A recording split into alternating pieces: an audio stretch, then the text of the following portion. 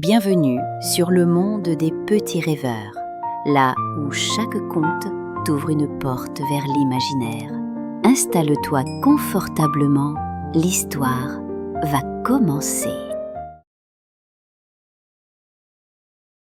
Les animaux fantastiques. Dans la bibliothèque qui sentait la cire et la confiture d'abricot, Caroline, 9 ans, grimpa sur l'escabeau de son grand-père. En tirant un grimoire, une carte dorée scellée par 4 petites griffes tomba sur le tapis. Elle la posa sur le bureau, le cachet se défit tout seul, libérant un parfum de résine et d'orage. La carte montrait une colline, un lac irisé et 3 mots qui scintillaient. « Suis la chanson ». Elle appela Noah, son meilleur ami, qui arriva avec des croissants et un sourire. Ensemble, ils suivirent un carillon lointain jusqu'à une clairière bordée de pierres moussues.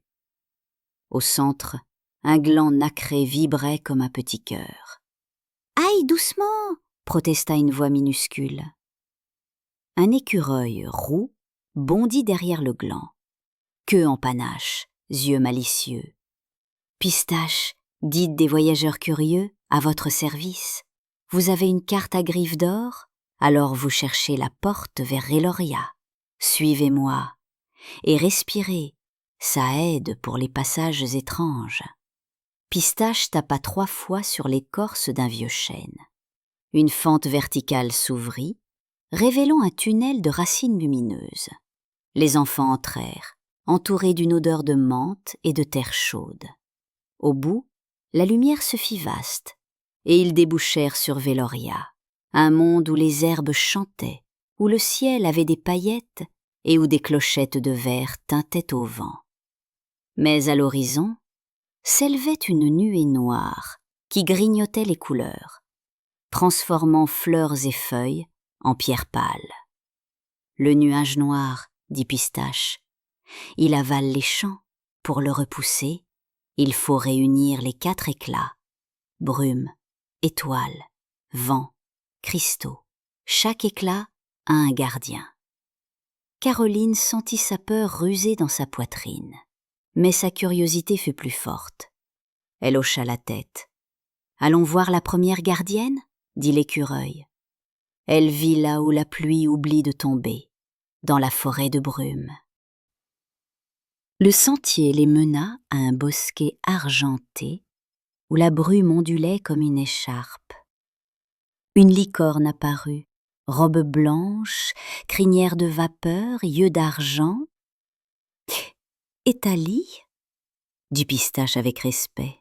« Gardienne de l'éclat des brumes. » La voix d'Éthalie résonna directement dans l'air, douce et claire. « Enfant de l'autre rive, porterez-vous notre souffle ? Le nuage ronge les lisières. » Caroline fit un pas, les doigts légèrement tremblants. La licorne toucha le sol de son sabot, et une fleur vaporeuse s'ouvrit, révélant un flocon solide, froid et chaud à la fois. « L'éclat aime la lenteur, » conseilla Éthalie. « Respire avant d'agir. » Un grondement étouffé fit trembler les saules, la brume noire approchait. Éthalie dressa sa corne et traça un couloir de brume. « Partez, nous tiendrons. » Caroline serra l'éclat contre son cœur et suivit Pistache, Noah sur ses talons. Au-delà du bosquet, la nuée hésita puis recula comme vexée. Le désert de sel étincelait comme un océan figé. Au centre, un nid métallique abritait un oiseau affaissé, son plumage terne comme une nuit sans lune. « Astrello » murmura Pistache, « le phénix des étoiles. » L'oiseau ouvrit un œil, et une aurore minuscule y dansa. « Le nuage a bu ma lueur, j'ai besoin du chant des 1000 noms. » Caroline lança une note claire, Noah l'accompagna, et Pistache, d'abord timide, ajouta sa petite voix de cuivre. Les clochettes du désert vibrèrent, la carte dans la poche de Caroline tintinabula comme un diapason. Une chaleur douce naquit sous le plumage d'Astrello. Il s'illumina de l'intérieur, déploya ses ailes, des étincelles tombèrent, paisibles. Il laissa à leurs pieds un fragment bleu or, l'éclat des étoiles. « Que votre lumière tienne bon », dit-il avant de s'élancer dans le ciel, traçant une ligne claire derrière lui. Plus loin, un lac arc-en-ciel respirait des couleurs. Dans le ciel, d'immenses baleines volantes plissaient, leurs nageoires translucides imprimant des vagues d'air. À chaque souffle, elles faisaient naître des nuages mélodies. La route des vents se voit si on la chante, déclara la plus grande. Elles entonnèrent un motif grave. Caroline et Noah suivirent. Pistache y mit tout son zèle. Le ciel se stria de traînées blanches, dessinant un itinéraire en spirale. La doyenne condensa un souffle dans une coquille d'air. Au centre tournoyait un minuscule tourbillon, l'éclat des vents. « Souvenez-vous, dit la baleine, quand l'un se fatigue, l'autre souffle pour deux. » Caroline sentit le vent lui effleurer le front comme pour approuver. Mais à la lisière du lac, le nuage noir gonflait déjà, patient, comme une marée. Le plateau de cristal sonnait comme un carillon géant. Perché au bord, le dragon luminore brillait de 1000 facettes. Ses yeux avaient la lenteur tranquille des montagnes. « Voyageur, dit-il, il me manque une écaille arrachant une note à mon chant.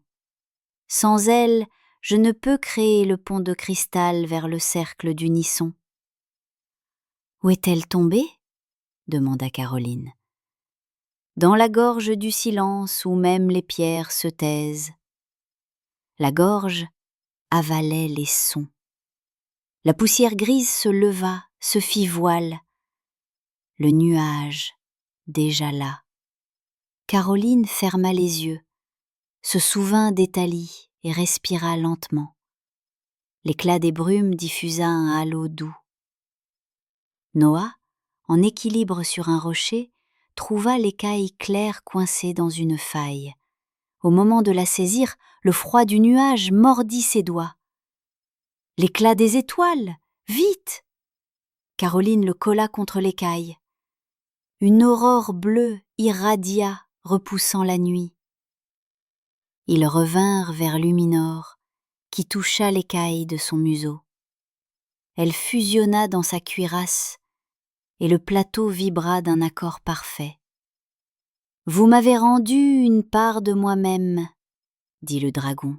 « En échange, recevez l'éclat des cristaux, et maintenant, grimpez. » Caroline et Noah s'installèrent entre deux arêtes, Pistache dans la capuche. Ce n'est pas la peur, c'est l'aérodynamisme. Luminor battit des ailes et s'envola. Ils atterrirent dans une cuvette de pierre cerclée de monolithes gravés. Au centre, une dalle ronde traversée de 4 sillons de lumière. Tout autour arrivaient les animaux fantastiques, Éthalie drapée de brume, Astrello constellé, les baleines planant bas, et des créatures aux yeux profonds, renards d'aurore, hiboux de bibliothèque, tortues d'arc-en-ciel. Caroline déposa l'éclat des brumes, l'éclat des étoiles, l'éclat des vents et l'éclat des cristaux dans leurs alvéoles. Chacun chanta sa note, belle mais isolée. Rien ne s'aligna.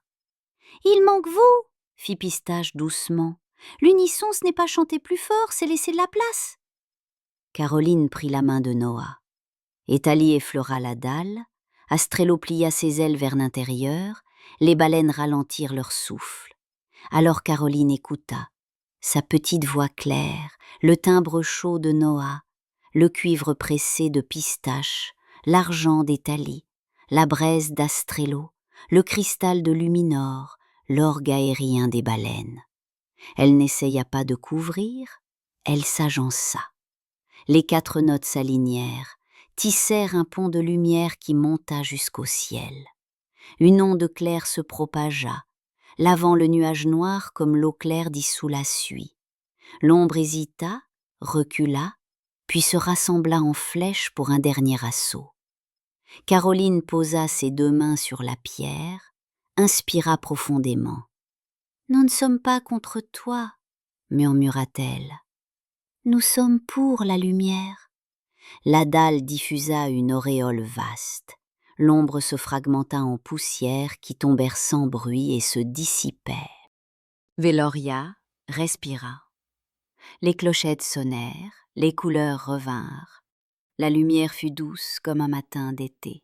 Luminor s'inclina et fit naître un petit éclat doré qui se posa dans la paume de Caroline.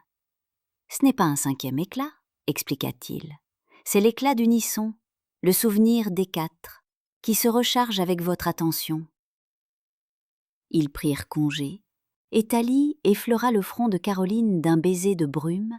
Astrillo laissa tomber une pluie d'étincelles tièdes.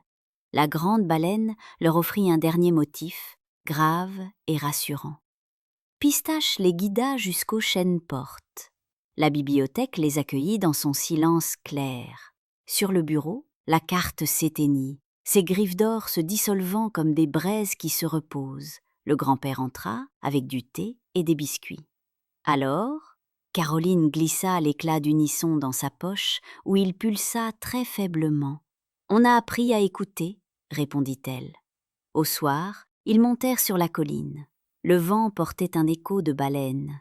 Noah serra la main de Caroline. « On n'a pas sauvé un monde tout seul. »« Non, » dit-elle en souriant. « On a appris à souffler ensemble. » L'unisson naît quand chacun garde sa propre voix, mais prend le temps d'écouter celle des autres. La hâte éteint les étincelles, la patience, l'attention et le partage les font briller ensemble. Bonne nuit, mes petits rêveurs. Vous venez d'écouter une création originale, Le Monde des Petits Rêveurs. Si tu as aimé voyager avec nous, pense à t'abonner à la chaîne, à liker, à activer la cloche pour ne rien manquer et à partager. Tu peux aussi nous laisser un petit commentaire. Et qui sait, peut-être que la prochaine aventure sera la tienne. À très vite pour une nouvelle histoire.